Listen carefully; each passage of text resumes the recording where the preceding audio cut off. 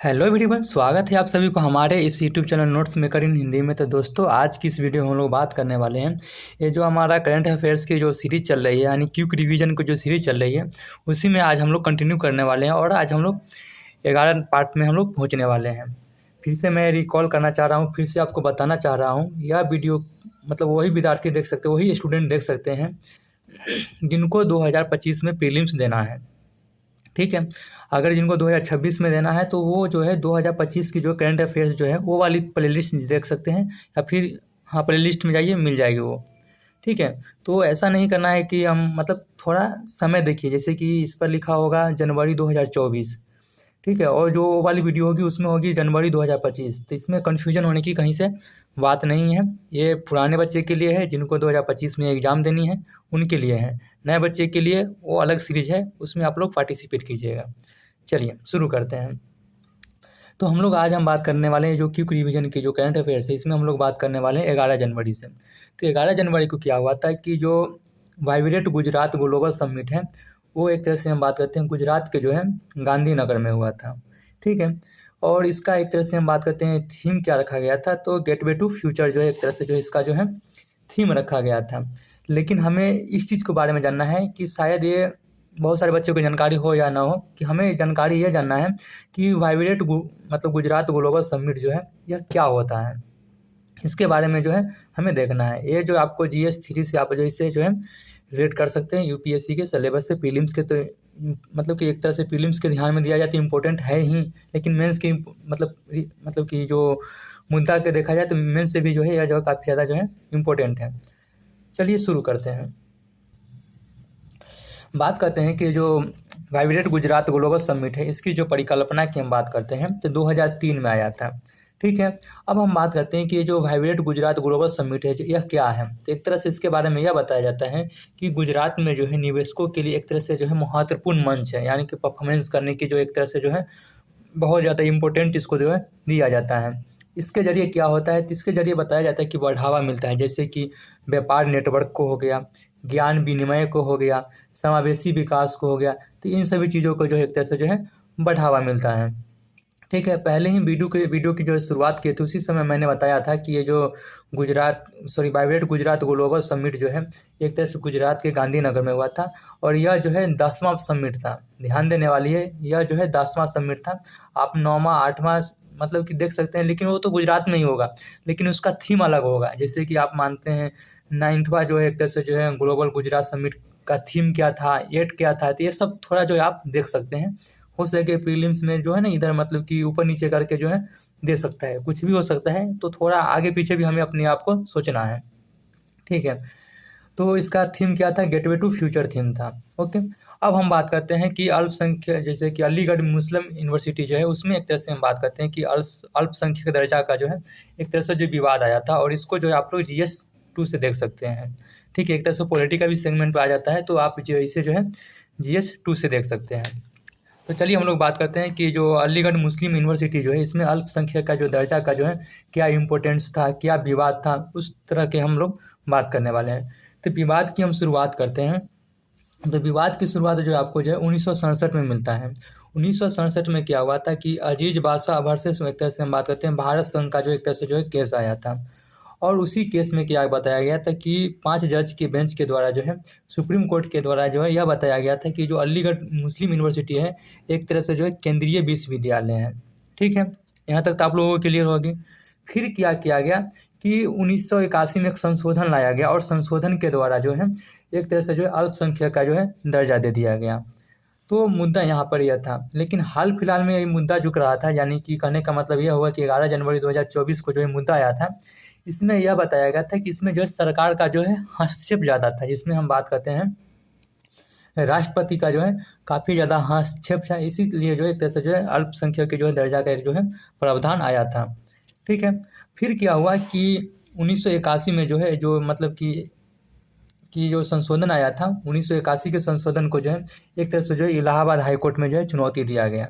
और चुनौती कब दिया गया, तो शायद जहाँ तक हमें मालूम है 2014 में जो है इसको जो है चुनौती दिया गया था। तो ये मामला था। ठीक है, कि क्या था नहीं था, लेकिन हम बात करते हैं कि अल्पसंख्यक दर्जा की जो है क्या होता है। तो अल्पसंख्यक दर्जा की हम बात करते हैं तो हमारे जो संविधान है संविधान के जो मूल अधिकार यानी कि 12 से 35 तक जो आर्टिकल है उसमें हम बात करते हैं, अनुच्छेद 30 के सब क्लोज 1 में बताया गया है कि कोई भी मतलब कि धार्मिक या फिर भाषाई अल्पसंख्यक समुदाय जो है अपनी स्वयं शिक्षण संस्थान जो स्थापित कर सकते हैं और जिसका प्रशासन जो है वो स्वयं करेंगे। ठीक है, उसमें सरकार का हस्तक्षेप नहीं होगा। जब इसको जो है 1981 में अल्पसंख्यक का जो है दर्जा दिया गया, तो फिर इसमें जो है राष्ट्रपति का जो काफ़ी ज़्यादा हस्तक्षेप आ रहा था, सरकार का जो काफ़ी ज़्यादा जो इसमें जो है हस्तक्षेप आ रहा था, इसी की जो है एक तरह से जो है मुद्दा जो है न्यूज़ में बनकर आया था। आप लोगों को क्लियर हो गए? ठीक है, मतलब कि अनुच्छेद 30 के 1 के तहत बताया गया था कि जो इसके जो संस्थान है इसमें जो है इसका जो संचालन जो है अल्पसंख्यक समुदाय खुद कर सकते हैं, लेकिन इसमें जो है सरकार का काफ़ी ज़्यादा हस्तक्षेप देखने के लिए मिला था, इसीलिए जो है मुद्दा जो है एक तरह से जो है चर्चा में आया है।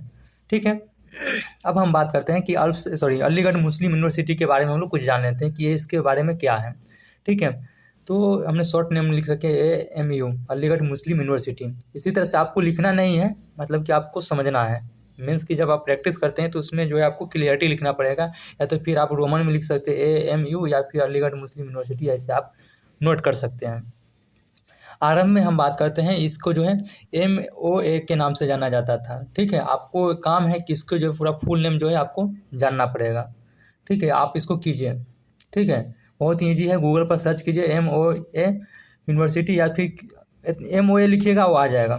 ठीक है, बात किया जाता है कि 1875 में जो है सर अहमद खां के द्वारा जो है अलीगढ़ मुस्लिम यूनिवर्सिटी को जो है स्थापना किया गया था।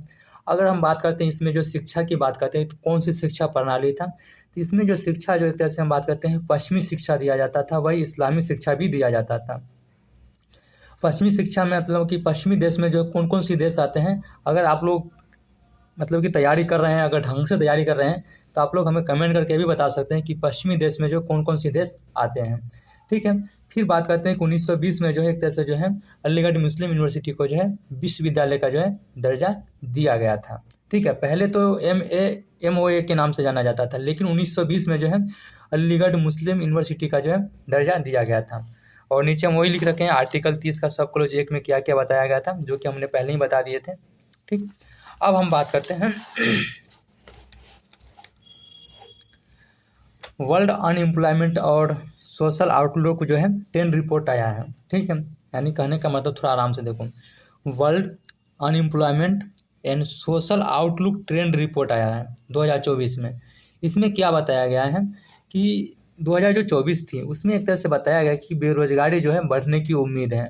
वही दूसरी तरफ यह भी बताया गया था कि जो आपकी जो सामाजिक गैप है यानी कि सोशल डिस्टेंस है उसमें जो काफ़ी ज़्यादा जो है गैप दिख सकती है। वही दूसरी तरफ ये भी बताया गया था कि जॉबलेस जो है कम होने वाले हैं, लेकिन ये जो है वर्ल्ड के लेवल पर था। ध्यान देने वाली है, भारत के तौर पर नहीं था, वर्ल्ड के लेवल पर था। लेकिन हम बात करते हैं कि भाई इसमें भारत की स्थिति क्या था, तो भारत की स्थिति एक तरह से हम बात करते हैं सामान्य है, सकारात्मक है, पॉजिटिव तौर पर जो है भारत अपना परफॉर्मेंस जो है इसमें किया है। ठीक है, तो घबराने की बात नहीं है। तो चलो हम 12 जनवरी भी ले ही लेते हैं, देखते हैं अगर हो जाए तो इसको भी कर ही देते हैं। चलो कर ही देते हैं। अब हम लोग बात करते हैं कि 12 जनवरी में हम लोग इंटर करने वाले हैं। तो 12 जनवरी में क्या था कि CBDT के डेटा के अनुसार यह बताया गया था कि आपका जो 10 जनवरी 2024 से में बात करते हैं कि जो शुद्ध प्रत्यक्ष कर है उसमें एक तरह से हम बात करते हैं 14.7 लाख करोड़ रुपये की जो है हुआ है। ठीक है, और इसमें 14.7 लाख करोड़ रुपये जो एक तरह से जो है शुद्ध संग्रह यानी कि प्रत्यक्ष कर जो एक तरह से जो कलेक्शन हुआ है, इसमें हम बात करते हैं कि यह अनुमान लगाया गया है या देखा गया है कि जो आपका जो इनकम टैक्स होती है उसमें जो है 26% की जो है बढ़ोतरी हुआ है। वहीं दूसरी तरफ हम बात करते हैं कि जो कॉरपोरेशन यानी कि निगम कर है उसमें जो 8.32% की जो है बढ़ोतरी हुआ है। ठीक है, अब हम बात करते हैं कि ICAR के अनुमान भी लगाया गया था, इंडियन एग्रीकल्चर काउंसिल रिसर्च। इसके द्वारा क्या अनुमान लगाया गया था कि 2024 में कि आपको जो है 1 करोड़ रुपये जो है अधिक राशि मिलने की उम्मीद है। ठीक है, वही दूसरी तरफ यह भी बताया गया है कि यह जो 1 करोड़ रुपये जो है काफ़ी ज़्यादा जो मिलने वाली है, यह जो है आपका जो डिसाइड किया गया था लक्ष्य से 18% जो है ज़्यादा है। ठीक है, वही दूसरी तरफ ये भी बताया गया था ICAR के अनुसार बता रहे हैं कि जो आपका 2024-25 है इसमें हम बात करते हैं कि जो आयकर हो गए और निगम कर है उसमें जो है 12% की जो है बढ़ोतरी देखने वाले हैं।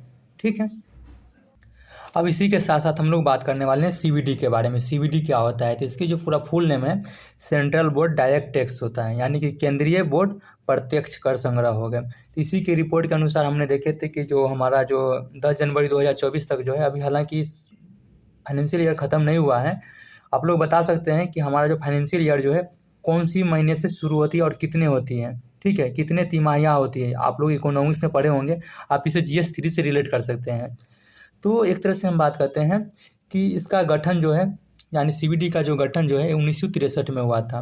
और 1963 में हम बात करते हैं केंद्रीय राजस्व बोर्ड अधिनियम के तहत जो इसकी जो है गठन किया गया था।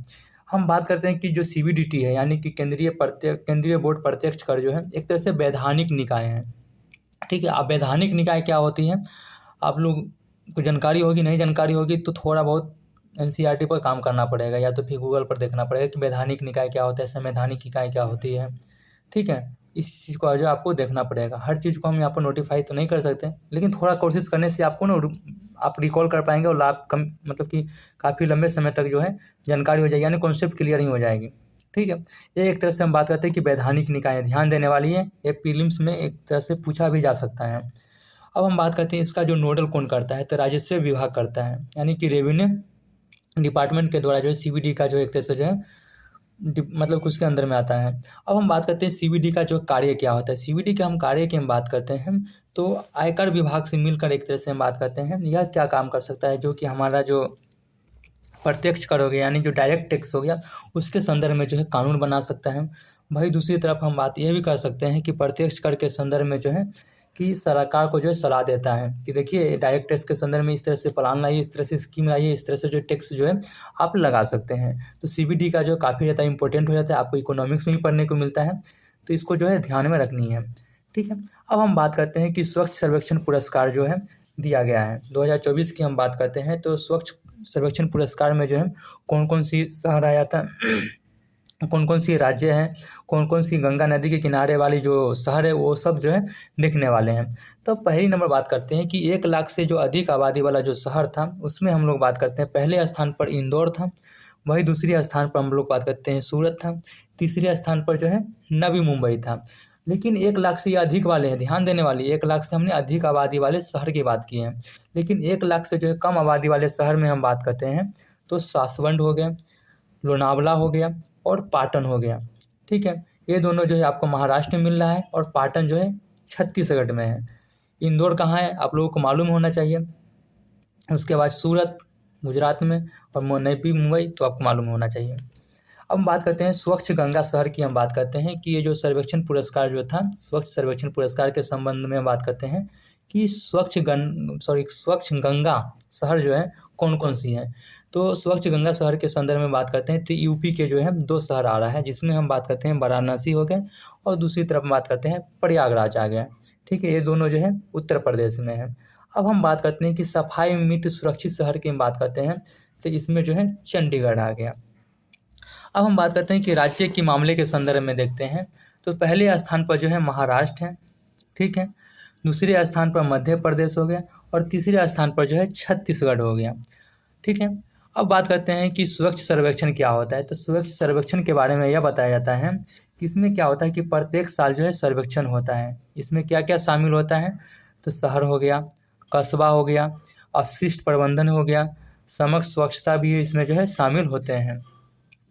और इसको जो कौन सी मतलब कि जो है अभियान के तौर पर जो है लॉन्च किया गया है, तो इसे जो है स्वच्छ भारत अभियान के तौर पर जो है लॉन्च किया गया था। और इसकी जो शुरुआत जो है, यानी कि स्वच्छ सर्वेक्षण यानी स्वच्छ भारत अभियान का शुरुआत जो है 2016 में किया गया था और 73 शहर से जो है इसकी जो है शुरुआती किया गया था, ठीक है। अब बात करते हैं इसकी जो नोडल मंत्रालय, यानी कि इसकी कौन सी मंत्रालय के अंतर्गत आता है। इसकी जो मंत्रालय की हम बात करते हैं तो आवास और शहरी मामलों का जो है मंत्रालय इसके अंतर्गत आता है, यानी कि स्वच्छ सर्वेक्षण विभाग जो है यानी डिपार्टमेंट जो है कौन से मंत्रालय के अंतर्गत आता है। तो आपको ध्यान रखने वाली बात है कि आवास और शहरी मामलों का मंत्रालय, ठीक है। MO ऐसी मिलेगा, लेकिन आपको हिंदी लैंग्वेज है तो हिंदी में ही समझना पड़ेगा। अब हम बात करते हैं कि अग्निपथ योजना के बारे में जो है एक न्यूज़ था, इसको जो है आप जो है GS3 से जो है रिलेट कर सकते हैं।